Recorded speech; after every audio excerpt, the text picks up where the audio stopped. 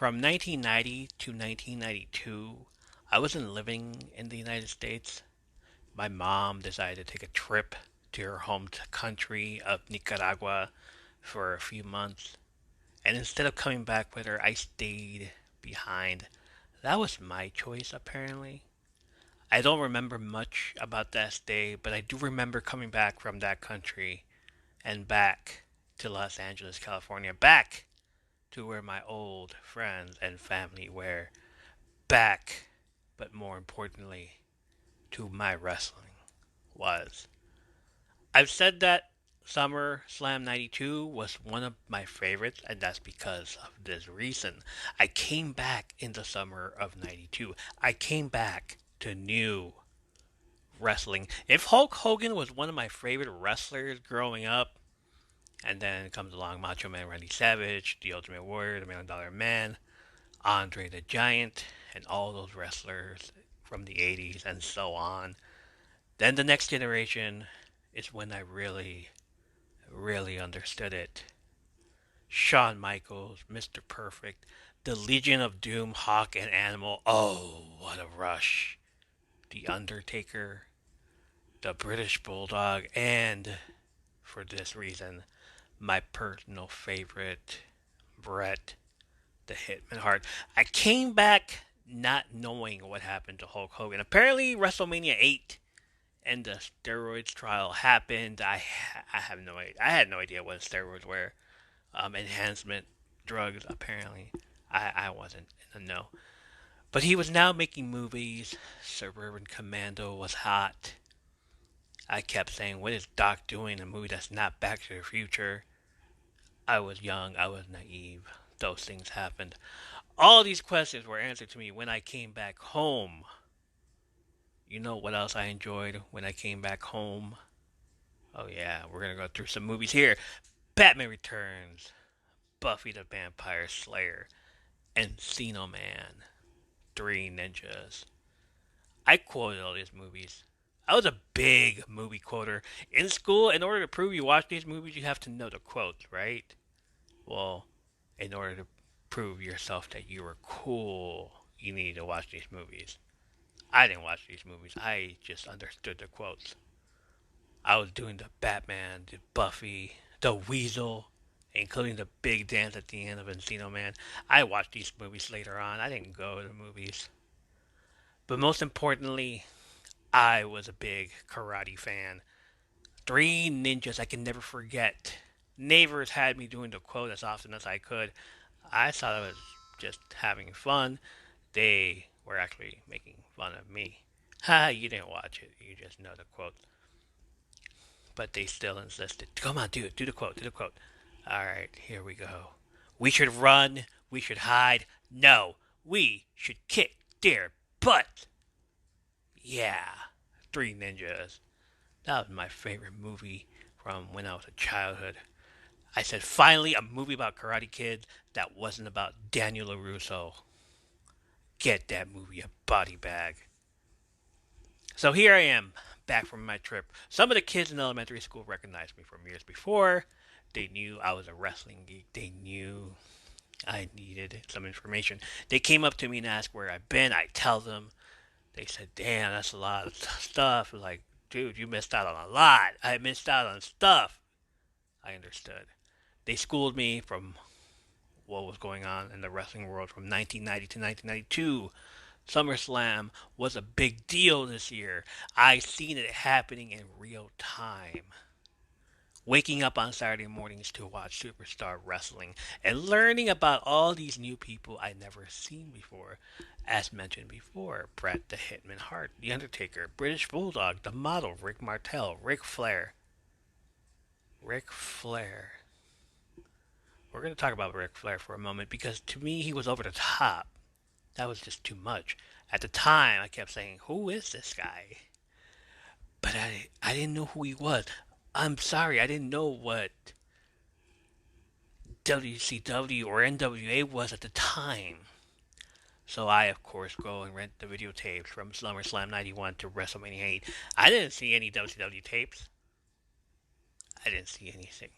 I saw these tapes. These were the wrestlers, the wrestling that I remembered watching. To me, though, everything has changed. This changes me. But oh yeah, I adapt.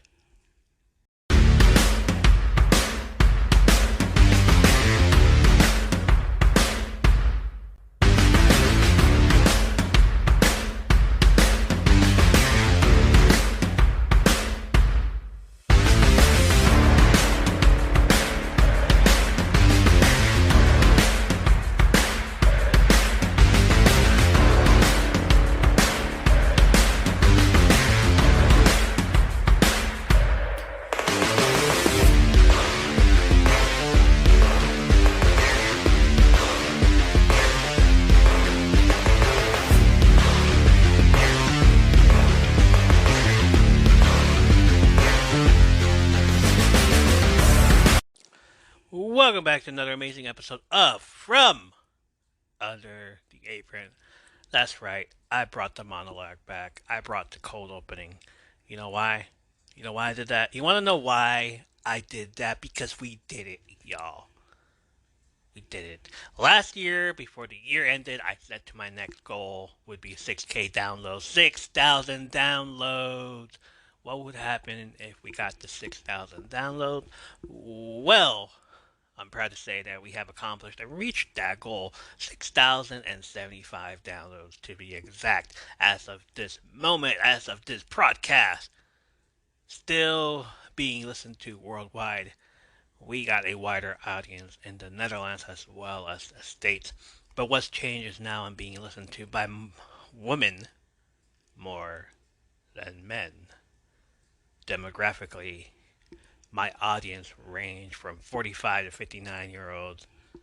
Hey ladies, how y'all doing? I don't mind that. Bring on all the cougars. Let's go. I said it. I love you cougars. You love listening to me. I love that you listen to me. I said something about change in the cold open.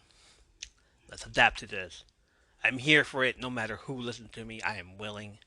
You want to listen to this young guy with an evolving cadence? I will give you just that, you beautiful queens. You support me, I support you. More episodes will be coming soon, including the bonus episodes you can find on the Patreon page with myself and my lovely new co-host, Babel. Hey, we need some eye candy around here. Sorry, Michael. We still need to find a name for that segment, so we are doing working titles for this now until we get our foot on the ground. What else am I planning? A network, perhaps. Earlier in my podcast career, I was setting out those newer podcasts by having their trailers mixed into the shows instead of ads. I'm doing that. I'm still doing that, as you can tell. But I want to create a network, and in that network, I want to hype a group of new podcasts. If you're new and uninterested in that, send me a message. You know where to find me. I have a few on deck, and more information on that will be coming soon.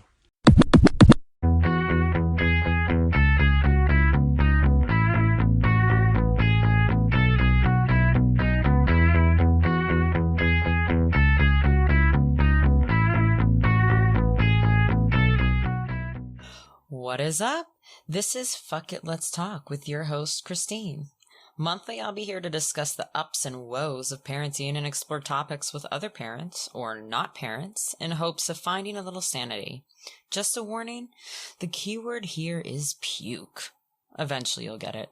So come join me where we explore honest takes on parenting and life. Don't forget to follow on Spotify or subscribe wherever else the podcast is available. Be sure to check out the polls on Anchor, where you can also show some support if it tickles your fancy. And if you want more, head on over to the newsletter, F It Let's Talk on WordPress. I look forward to chatting with you. Fuck it. Let's talk.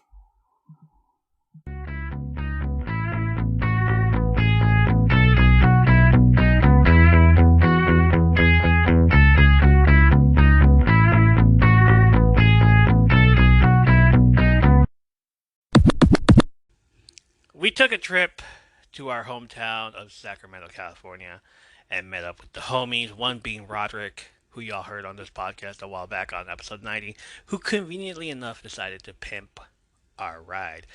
That's right, baby. The Lex Express is back with a brand new look. Oh, yeah, no more American Express. This is a brand new Flex Express, the Macho Express. Ooh, yeah, dig that. Decked in all black and yellow, complete with new decals and some N2O for when we want to get to another place quickly. Yeah! When I asked why he did it, he said it was nothing. He would do anything for family.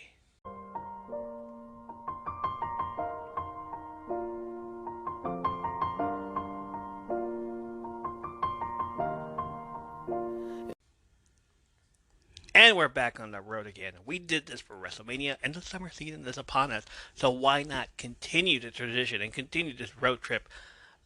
Last week, we dove into SummerSlam 91, which was requested by a friend of the show, Nick Opalewski. This week, we're continuing that and heading straight to the next year. One of my favorite SummerSlam moments came in 1992. But before we begin, as always, follow us on our socials and support us from Under the Apron on Instagram, Spotify, and YouTube. Apron underscore stories on the Twitter. We have also joined the Threads app. If you follow on Instagram already, then you will be linked to the Threads app page.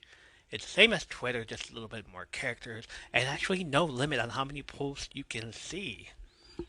It's the Twitter killer, apparently. More info on the links that we can listen or watch on the show notes. Listen to us on Apple, Spotify, or any other audio media you can listen to podcasts on. Make sure to rate us and leave us a review. And if you want the little, I'm gonna leave that in there. And if you feel you want to do a little more, support us on the Patreon. Become a top tier patron, and I will shout you out at the very end of this episode. Uh, Listen to that one little part of it at the very end, because I have a special surprise for all of you. Somebody asked me to do something for them, and I'm gonna do it for them. Go to patreon.com/, From Under the Apron podcast for more information on that. The link will be in the show notes. Also, I went and cut my hair. I went to Sport Clips. If you're near the Indiana or Chicago area and you want to do a fresh start with your hair like I did, go to Sport Clips. They will treat you just like a VIP.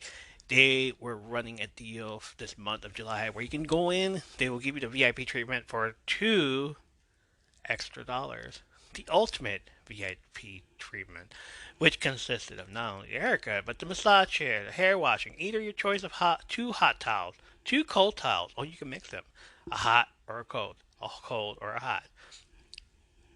One hot, one cold, which is what I did. The hot one could open up the pores on my face, open them up, like rah, and the cold one to close them back up again. They even massage your hair, and the ASMR in this place is through the roof. Let me repeat that again. The ASMR in this place is through the roof. Go to Sports Clips, reserve your spot, and have fun getting to know the team of hairstylists. A little tap tap there for y'all. Check out Sport Clips. You will not regret it, guaranteed. Okay, so we are bringing back our old rating system.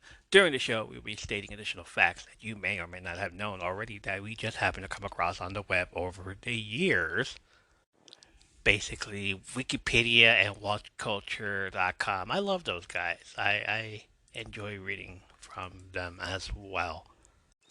At times, we will discuss what happened afterwards, either the feud or the wrestler throughout the year. After we discuss the show this moment, we will read the show by giving it a unique rating system, such as how many videotapes out of 10 will we give it, and will we take it with us to school to have our friends watch it during a free class or an elective, because that's how we grew up in the 90s. Isn't that what I always say? SummerSlam 1992 took place on Saturday, August 29th, 1992, at Wembley Stadium in London, England, and aired on tape delay on Monday, August 31st, 1992. It was the first major WWF pay-per-view to take place outside of North America. 80,355 people were in attendance. On April 29, 2022, it was announced that a 30th anniversary DVD and Blu-ray would be released for the United Kingdom and European markets to celebrate the anniversary of the event on August 29th. Exactly 30 years to the event taking place. The release would also include all live event dark matches for the first time, which are now not part of the WWE Network showing or on the previous release. Those three unaired dark matches were Jim Duggan, Hacksaw Jim Duggan, and the Bushwhackers looking Butch. Wow. Luke and Butch defeating the Mountie, the Nasty Boys, Brian Knobbs and Jerry Sags with Jimmy Hart. Again, Jimmy Hart is um such a masterpiece here. We needed him. Another match was Papa Shango defeating Tito Santana, and right before the main event, Tatanka defeated the Berserker, who was being managed by Mr. Fuji. First match of the night, the Legion of Doom defeated Hawk and Animal with I'm sorry. The Legion of Doom, Hawk and Animal with Paul Ellering defeated Money Inc., Ted DiBiase, and Erwin R. Schreister with Jimmy Hart. Again, such a freaking masterpiece. The match lasted 15 minutes and 10 seconds. Let's go back. Money Inc., Ted DiBiase, and Erwin R. Schreister, and the Legion of Doom, Hawk and Animal had been feuding in 1992 over the WWF Tag Team Championship. The Legion of Doom held the championship belts until dropping the title to Money Inc. This title change occurred after Hawk failed a drug test and was suspended. Once Hawk's suspension ended, a rematch was scheduled to take place at SummerSlam. The match was first scheduled as a title match, but Money Inc. lost the championship to the Natural Disasters. During the match, the Legion of Doom used their size and power to wear down their opponent in their opening minutes of the match. Money Inc. gained the advantage when Hawk missed a flying clothesline. Hawk tried to tag in his partner, but was unable for several minutes because Money Inc. kept him away from the corner where Animal was standing. Eventually, Hawk and Shyster hit each other at the same time. Hawk tagged Animal in, and the Legion of Doom attempted a Doomsday device, their signature move. IRS stopped them, but Animal hit IRS in retaliation, causing IRS to run into DiBiase.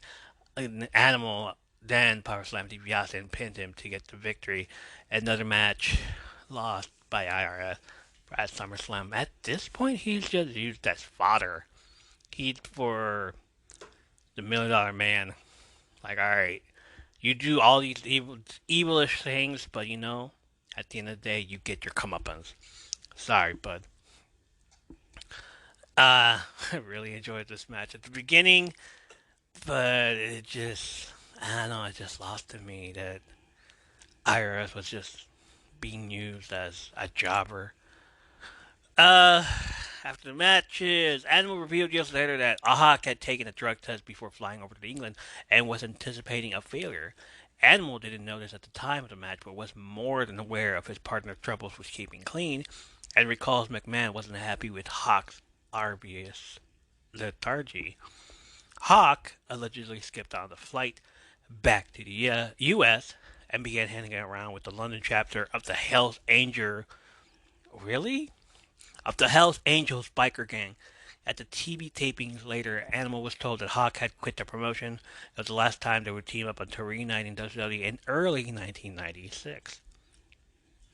Which was really, damn, dude. That's a horrible motion right there. There was a Ric Flair interview after that, of course. I didn't know who Ric Flair was at the time. Looking back at it now, it's like, yeah, he does his usual, starts screaming out, and all this other shit. And it was a fun interview. You should check it out. Virgil interview after that. Man, it's too legit to quit, apparently, because that was the song at the time. 1992, MC Hammer. Shout out to that one. After that, we see the start of the match. Nails defeated Virgil at 3 minutes and 55 seconds. I still don't understand why it took them months. Why not have this Nails versus Big Boss Man at SummerSlam instead of Survivor Series? What was wrong with that? I get you were trying to keep the storyline going, but at the same time, it would have worked out at SummerSlam. instead of Survivor Series. Hey, drinking soda, sorry. Nail spent the majority of the match choking Virgil. Yeah, that was basically it. Virgil recovered several times and performed several offensive maneuvers, but Nails always regained the advantage. Ultimately, Nails won the match by performing a sleeper hold. After the match, he attacked Virgil with a nightstick. Alright, think of Nails as um, if Big Boss Man was not only a cop, he was he was a prison guard. And he allegedly abused Nails when he was there in prison. Let me read up on it real quick.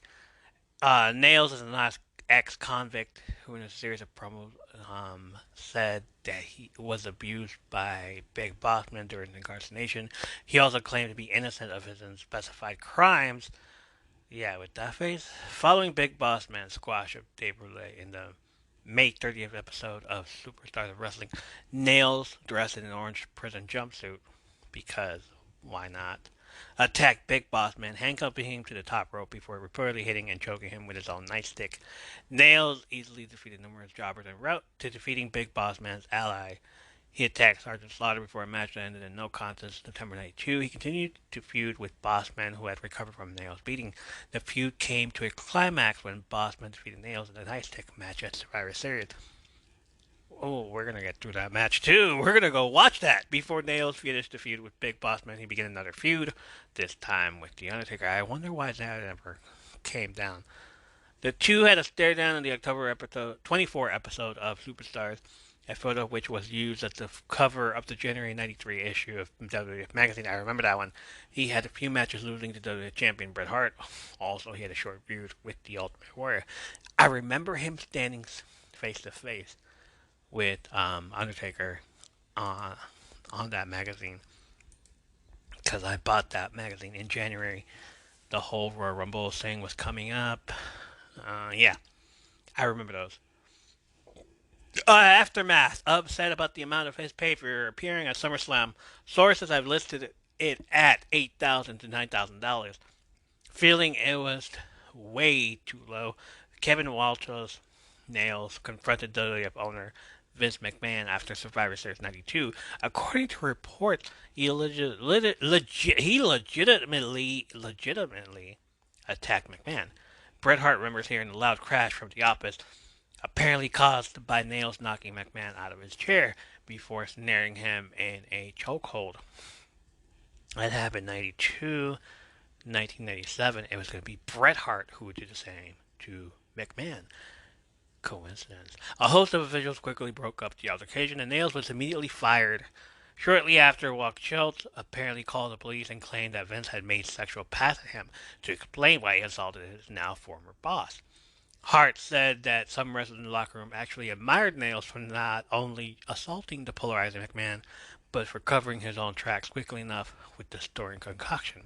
As a result, Nails was fired from the WWF. He briefly appeared in rival promotion World Championship Wrestling as the Prisoner, but was released after the WWF sued WWE because the Prisoner's similarities to the Nails character.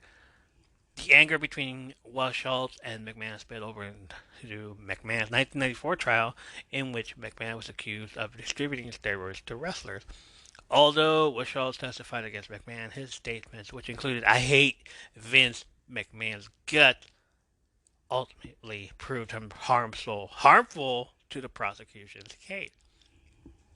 Uh, and then after this match was just like a short little thing. It wasn't even that big of a deal. But, we all knew Nails was going to win. Next match, Rick Martel versus Shawn Michaels. Match lasted 8 minutes and 6 seconds. There was no point to it. Just a show off. Stipulation before the match even happened: can't punch each other in the face because Sensational Sherry, who was the valet for Shawn Michaels, decided to put that in the contract. The model Martel versus Shawn Michaels, both egos Oh my goodness. The rivalry between Shawn Michaels against Rick Martel centered around Martel's attempt to steal Michaels' violation of sensational Sherry. First, Shawn Michaels interferes in the match with Rick Martel and Bret Hart. Hart wins via DQ.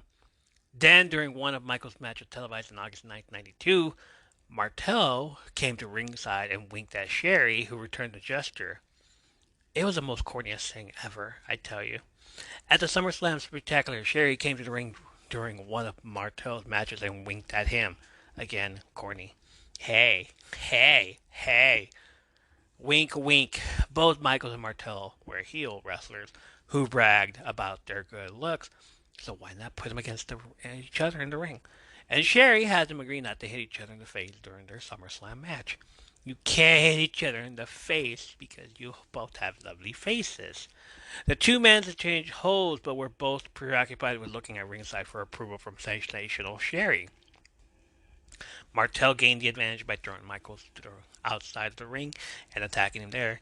When the two returned to the ring, they took turns attempting to pin their opponent, pulling down their opponent's wrestling tights to reveal their butts each time. Why was this necessary to put there? Michaels then kicked Martel and tried to pin him, but the referee stopped the 3 count because Michaels' feet were on the ropes. Both wrestlers broke the pre-match stipulation by slapping each other in the face. It didn't make sense at all. For real, like, why have this match in the first place? Why have that stipulation in the first place? There was no, it was within minutes. Like, come on. All this hype for nothing. Sherry pretended to faint, which drew the attention of both wrestlers. Michaels and Martel argued over who would carry Sherry backstage. Of course, with each man carrying her a few feet before being stopped by his opponent. And prior to that, Sherry looked up and waited for someone to come to her rescue. So she was fake. She was faking it. She was faking the whole thing. Both wrestlers were counted out, but continued to argue. Martel tried to revive Sherry by throwing a bucket of water over her head.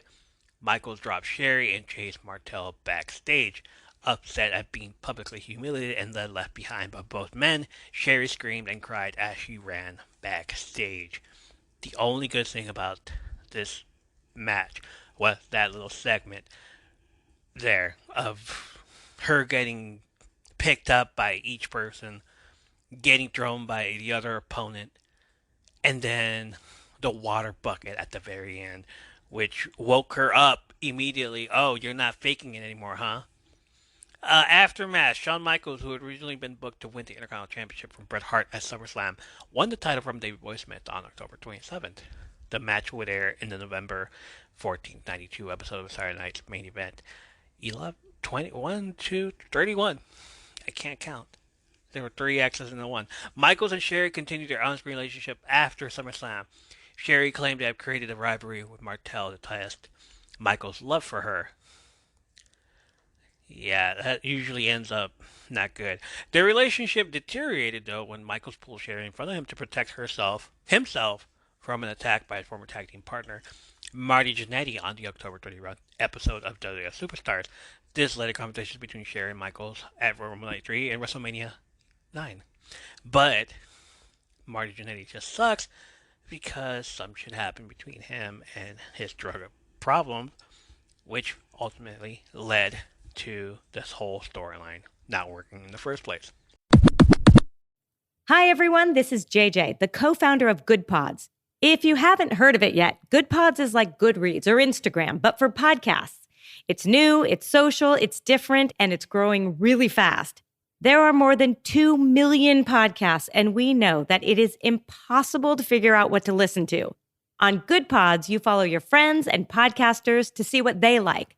That is the #1 way to discover new shows and episodes. You can find Good Pods on the web or download the app. Happy listening! Hi everyone, I'm Lisa. And I'm Dawn. And if you've ever watched a TV show and thought to yourself, oh my god, that season finale plot twist was absolutely bonkers. Or seen a movie and thought, wow, I need to talk to somebody about this train wreck immediately. Then we think you'll fit right in with our podcast, I Hate It, Let's Watch It. We watch TV shows like Riverdale and Emily in Paris. And movies like Deep Water, Killer Sofa, Rubber, and Deadly Illusions. And we give them the total rinsing they deserve. It's basically group therapy for movie masochists. So come check us out wherever you stream podcasts. Next match, the natural disasters, Earthquake and Typhoon defeated the Beverly Brothers, Bo and Blake, with the genius Lanny Poffo? Is that his name? I forget. For the WWE Tag Team Championship, the match lasted 10 minutes and 30 seconds. The natural disasters, Earthquake and Typhoon, and the Beverly Brothers, Bo and Blake Beverly, had a rivalry dating back to a match aired on WWF Primetime Wrestling in July 20, 1992. While Earthquake brawled with Bo and Blake, Typhoon attacked the Beverly's manager, the Genius. When the Disasters won the WWF Tag Team Championship, their SummerSlam match was transformed into a title match. The Beverly Brothers attacked the Natural Disasters before the bell. The Disasters used their size and strength to gain the advantage, of course. Earthquake accidentally performed an avalanche on Typhoon. It was a start of something, I guess. They really wanted to get rid of these two guys as tag teams, and they couldn't up until the Royal Rumble when they actually did it this time. The Beverlys controlled the match for several minutes, with Blake executing a splash and a front facelock. Typhoon executing a clothesline both opponents, but was unable to tag in Earthquake. Later, Typhoon tried to tag again, but Bo distracted Earthquake while the referee's back was turned. The Beverly's manager, the Genius, handed Blake a metal scroll, which Blake used to hit Typhoon.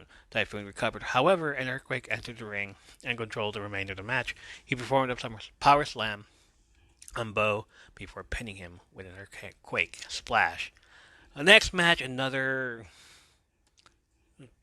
you're here, blink, you'll miss it type of match. Crush defeated Repo Man. Both were members of Demolition. Remember those guys? Crush was Crush. Repo Man was Axe? Or was he Smash? It's the same fucking thing. Who cares? I don't care. I never cared about Demolition. But, they were both years ago, a year ago even, they were both a part of the same team with a different gimmick. A year later, here we are. Crush is from Kona, Hawaii. Repo Man is a repo obsessed gimmick guy. Crush is from Hawaii. He uses his strength to crush people's heads. And great gimmick and all, but in order to kill that gimmick, let's send in the clown. And that's exactly what they did for WrestleMania 9. Here, Crush uses his size advantage to perform a gorilla press slam on Repo Man. Repo Man performed a back suplex, but Crush showed no sign that the move affected him. Crush continued to dominate the match with such moves as a belly-to-belly suplex. Repo Man eventually tried to attack Crush by jumping off the top rope, but Crush caught him and performed a cranium crunch. Just, crush his head to win the match by submission. This is a match that comes before one of the main events. Really? Anyway, I said I didn't really care about this match. It was 5 minutes wasted. Yeah. Most horrible thing ever. Next match, the Ultimate Warrior defeated Randy Savage for the WWE Championship by countout. He didn't win the match. He didn't win the belt. He won the match by countout, but he didn't win the belt. Match lasted 28 minutes. Alright, we're going to have to go back to here's some history for you guys, okay? As you all remember, the rivalry was between Ultimate Warrior and Randy Savage. WrestleMania, all that shit. But the following year, the rivalry was rekindled when Ultimate Warrior, having a return to the WWF at WrestleMania 8 on April 5th, 92, was granted a shot at the WWF Championship, which Savage had won from Ric Flair earlier in the same evening. Flair and his executive consultant and Mr. Perfect were upset that Flair had not been granted a rematch, right away. This isn't WCW, buddy. You have to go back in line. They they decided to cause trouble when Savage and the Warrior. In August, Perfect claimed that he was in negotiations with Savage and Warrior, who had both bought his managerial services, but refused to clarify which wrestler he would support at SummerSlam. He lied. At the SummerSlam Spectacular, a show designed to promote the pay-per-view, Savage and the Warrior teamed up to face the Nasty Boys. Perfect and Ric Flair interfered in the match, resulting in a count-out victory for the Nasty Boys and more animosity between Savage and Warrior. Although Mr. Perfect had claimed that he would be in the corner of one of the competitors, he did not come to ringside for the beginning of the match. Savage and Warrior both traded advantage back and forth, with Savage performing several clotheslines and punching his opponent in the Ultimate Warrior, countering with the atomic drop. Savage executed 2 double axe handles from the top rope, but the Warrior caught him when Savage attempted to move a third time. After the Warrior missed the move and fell outside the ring, Savage jumped from the top rope and performed another double axe handle. Once the wrestlers got back in the ring, Ric Flair and Mr. Perfect walked down the aisle and stood at ringside. The match continued as normal until Perfect reached into the ring and tripped Savage, who was running to gain momentum for a maneuver. The Ultimate Warrior accidentally threw Savage into referee Earl Hebner. As a result of the ref bump, Hebner was not able to make the 3 count when Savage pinned the Warrior after performing a diving elbow drop. Perfect and Flair revived the Ultimate Warrior, only to attack him when he stood up. The Warrior recovered and attempted a running splash, but Flair hit him with a chair. Savage saw the Warrior injured and realized that Flair and Perfect were causing trouble rather than trying to help either man. In retaliation, Savage jumped off the top rope to attack Flair, but Flair hit him in the leg with a chair. How did he know that move was coming? Perhaps Savage should have just gone on the top rope and quickly go to Flair, but no, he took his sweet ass time. Savage was unable to get back in the ring, so the Ultimate Warrior won the match via countout. Flair and Perfect continued to attack Savage until Warrior chased them away. Savage and the Ultimate Warrior then hugged and walked backstage together. How sweet. How sweet. Aftermath, Randy Savage, who continued to sell his supposedly injured leg, lost the title to Ric Flair at the television taping on September 1st, 1992 in Hershey, Pennsylvania. During the match, Flair received help from not only from Mr. Perfect, but also from newcomer Razor Ramon, the bad guy, igniting a feud between Savage and Ramon. Bret Hart claimed in a 2014 interview that WWF owner Vince McMahon had worked out the title change match with Flair and Savage beforehand, and that he was angry with the return to the dressing room after the match because they had failed to do much of what was agreed upon. McMahon was so angry they actually sent Bobby Heenan out to signal that the match be aborted, and the men made them go straight back out and restart the whole match.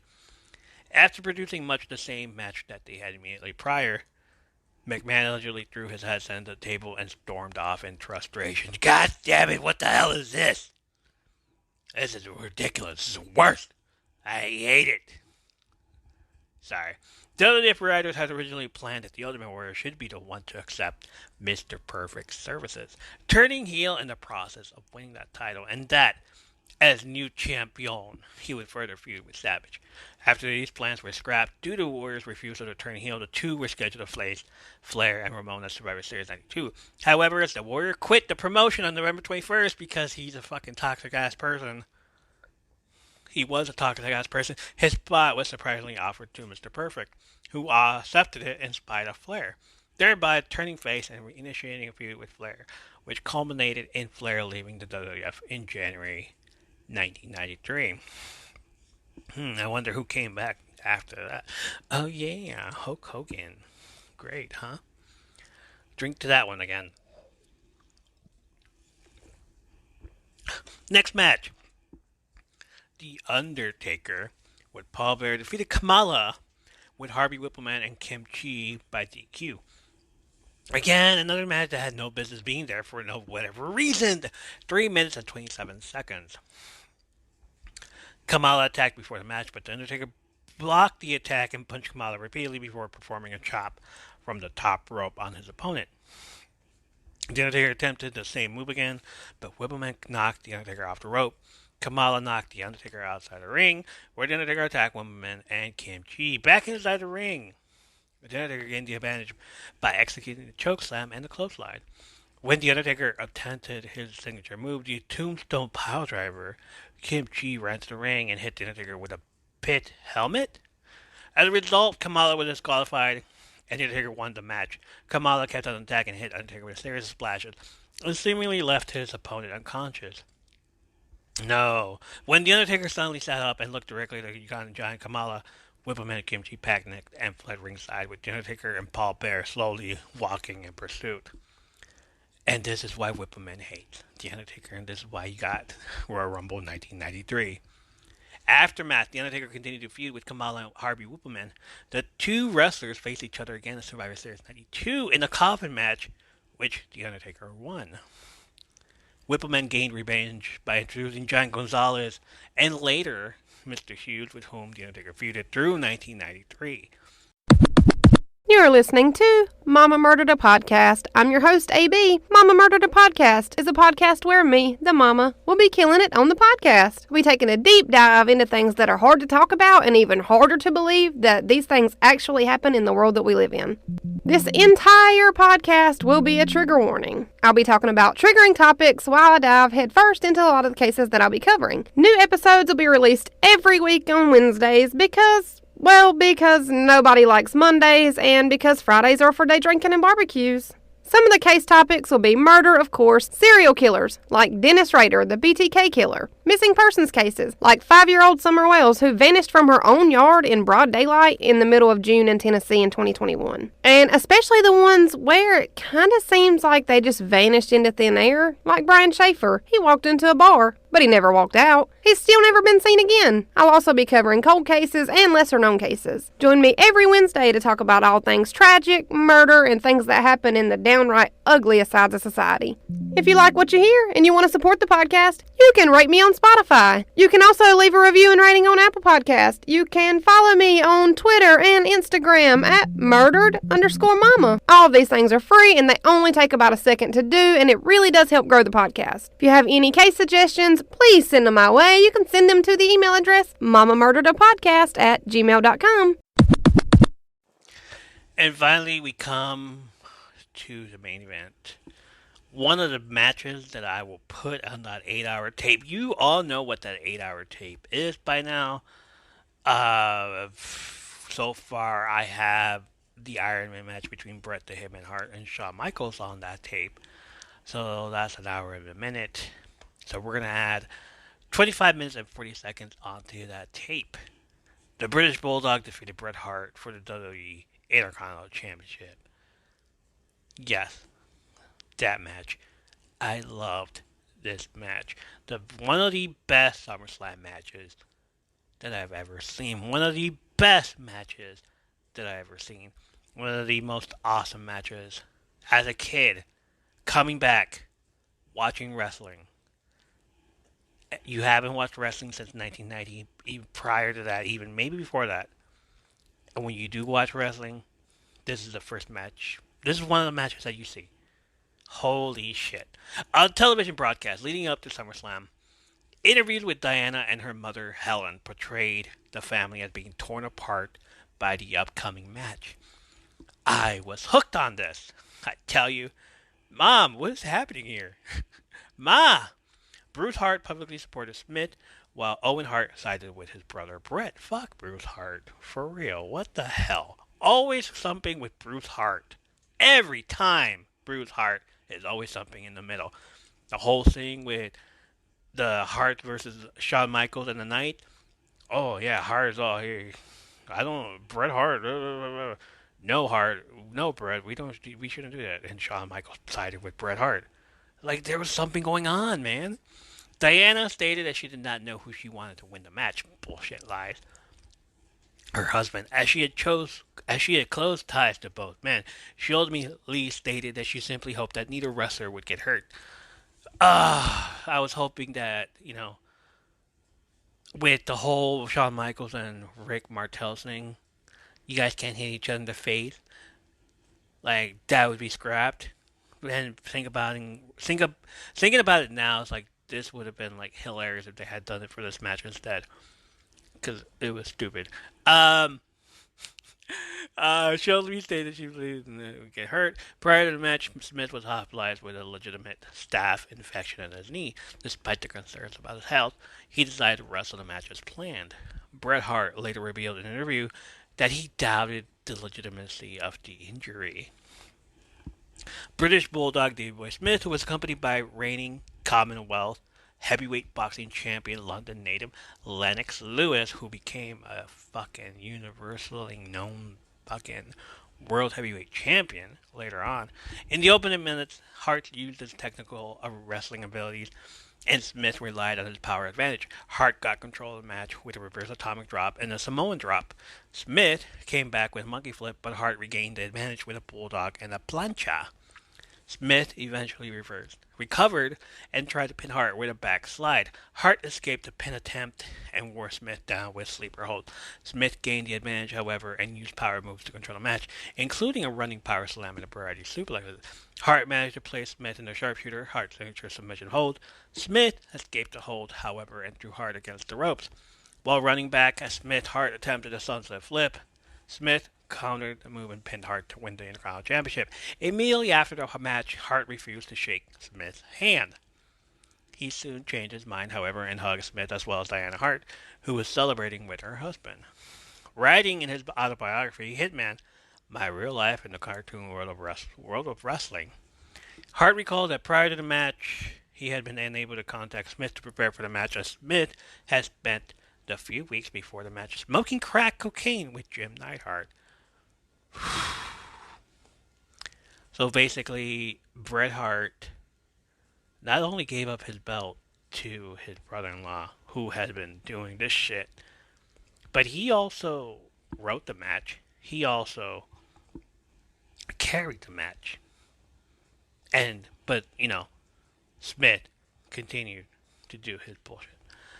SummerSlam 92 was originally intended to take place at the Capitol Center in Landover, Maryland. However, the WWF decided to move the event to Wembley Stadium in London, England, due to the company's growing popularity in the United Kingdom and the possibility of increasing the revenue from the event. The event was scheduled to be held on Saturday, August 29, 92, and it aired on tape delay on Monday, August 31st. Shawn Michaels was originally booked to win the WWF Intercontinental Championship from Bret Hart, but the storyline was adjusted due to the change of venue. As a result, the British Bulldog, Davey Smith, a native Goldberg, a working-class town in the north of England, was chosen to win the belt. Big mistake. The big mistake, for real. Why? The event has received positive reviews from a variety of sources. Artie Reynolds has called it a huge success. In particular, the Intercontinental Championship match has been called one of the greatest matches of all time. It is extremely one of the best matches of all time. Pro Wrestling Illustrated named it the match of the year in magazine's years, and it is the match of the year. And WWE has called the match the greatest moment in SummerSlam history. It is the greatest moment in SummerSlam history. No lies there. No lies detected. Or, as our friend once said, where's the lie? Bret Hart has also named it as his favorite match of all time. Indeed, my good sir, indeed. Alright, that is all for the show. So let's rate it. How many videotapes out of 10 would I give it? I'm going to give it a 7. It had its few ups and downs. It had its few downs, basically. The whole Nails and Virgil, the whole win by count out, Ultimate Warrior versus Randy Savage. We wanted a win. The whole Shawn Michaels versus... Nah, that was funny. Shawn Michaels versus Martel was funny, but at the same time, count out. Kamala versus Undertaker, disqualification. Really? And the main event, the only thing that saves is the main event. Yeah. 7 out of 10. Am I distributing the tape? I am distributing tape. I am letting everybody borrow it. I don't care. It's fine. It's freaking... This whole show is amazing. And I'm going to share it with everybody. So there it is. Alright, that's going to do it for the show. Follow us on our socials, support us from Under the Apron on Instagram, Spotify, and YouTube. Apron Stories on the Twitter, or follow us on the threads because we are threading now. Let's thread it. More info and the links that we can listen or watch in the show notes. Listen to us on Apple, Spotify, or any other audio media you can listen to this podcast on. Make sure to rate us and leave us a review. And if you feel want a little bit more, just a little bit, just a little bit more. If you want to do a little bit more, go to patreon.com/. From Under the Apron Podcast, support us on the Patreon, become a top tier patron, and get patron privileges. And I'll shout you out at the end of every episode. Okay, hold on. I did say earlier I was going to do something special for y'all, and this is the part right here. So before I do the shout out, I just want to say that someone asked me to do this in a Randy Savage voice, and I'm going to attempt to do that. So let me get this. Let me clear my throat real quick. Okay, yo. Adjust my mic here real quick, yo. So let's start the shout out with the cream of the crop. Ooh, yeah. I'm just giving a shout out to Babel V. You all know her. You all heard of her. Check out the bonus episode with me and her. Oh, yeah. Next up, Menace Smiling. Oh, yeah. Stephanie M. Oh, yeah. Oh, next one up is Dork Fake Creations. Oh, yeah. Check out their fancy Let me repeat that again. Check out Dark Fake Creations. Check out their fancy dandy candles. Oh, yeah. Some are too sweet to be soured, but they're funky like a monkey. Oh, yeah. You know who else is funky like a monkey? The rest of the people I'm about to mention. Oh, honey is sweet, but so is this next person. Giving a shout out to Jolene. Oh, yeah. Seizure Queen, Purple Haze 94, Brenda Lamore 1. What's up, Queen? We see you. Oh, yeah, dig it. Zach. WWE. I'm not even gonna acknowledge the fact that this dude changed his name so I can mention that he now joined the AEW cult. Oh yeah, Zach, I called it out. AEW is a cult. Oh yeah, brother. Nobody comes after me. Rowena the Queen of Persia, Rowena the Queen of Persia. OMG, dig it. OMG is rent. Next up, Jay Wowzer, OG Just Peach. I missed those two. Where the hell have they been? Ooh, yeah. I'm gonna tell you right now, one of the best people I've ever talked to. Yeah, brother. Hydrangea Water. The Grunge Witch. Hannah Time. Yeah. Messenger of Stupidity. Yeah. This girl 474. Oh yeah, Tommy the Gun. Oh yeah, brother. I got you right there. Sister brother, next brother, sister brother. Cherry Bomb. My favorite TJ. TJAA Rod. Yeah, snap into a Slim Jam, brother. Oh yeah. The Weed Daddy. Oh, Weed Daddy. Weed Daddy and I go way back. We're gonna go way back also. Rabbit Orlando, Collector Vossing Sentimental, Mermaid Queen of the Seas. Oh yeah. Panda 19. That's again, I didn't get that, XX Panda XX19. I gotta say the whole thing or else she's gonna do stuff. Philly Millie. Yeah. Brief Flash, Taz Flash Arts. These two are always awesome. Cloudy November from the No It's a Sentence podcast. Check out No It's a Sentence, the podcast. Oh, yeah, very, very dark if you're into that shit. Oh, yeah, brother and sister, brother. Next up, Turtle Boy Florence, Happy Chic Block. Hopeful Kid Weasel Eclipse, Silly Billy, one of my favorite people, Pepper Frito.